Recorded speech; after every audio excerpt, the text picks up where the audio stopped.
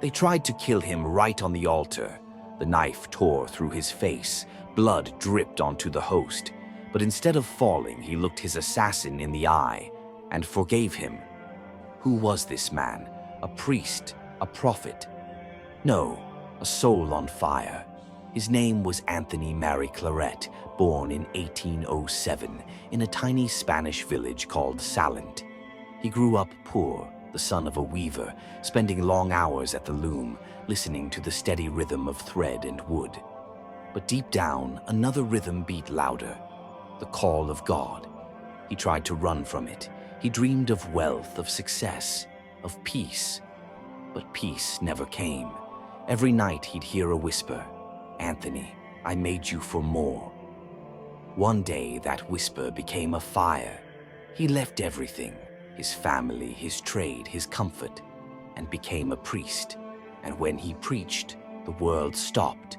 They said his words could melt hearts of stone. Fishermen, beggars, soldiers, all fell to their knees, weeping. Some said his voice carried through the air like thunder. Others swore they saw light around him when he spoke. But not everyone loved him. Powerful people wanted him gone. Governments feared his influence. Enemies plotted his death. Still, he refused to be silent. "Even if they kill me," he said, "I will preach from the grave." Before we continue, if stories like this touch your heart, please like this video, comment Saint Anthony, pray for us, and subscribe to Life of Saints 365, where faith becomes alive again. Years later, he was sent to Cuba as Archbishop, and what he found broke his heart. Corruption, poverty, injustice. But Claret didn't hide in comfort.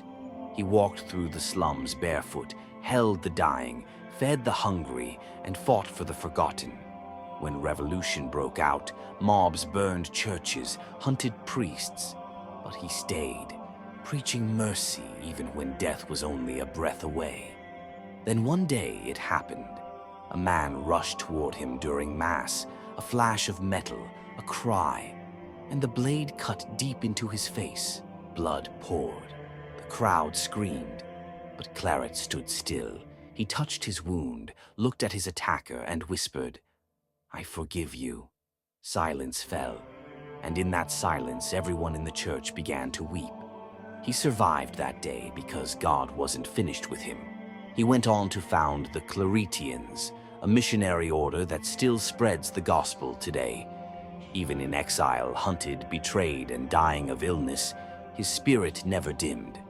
He said, "If the love of God is a fire, let it burn me completely." And when he finally died in 1870, people said a strange light filled his room. A warmth, like sunlight, lingered over his body. Miracles followed. The sick were healed. Sinners turned to God.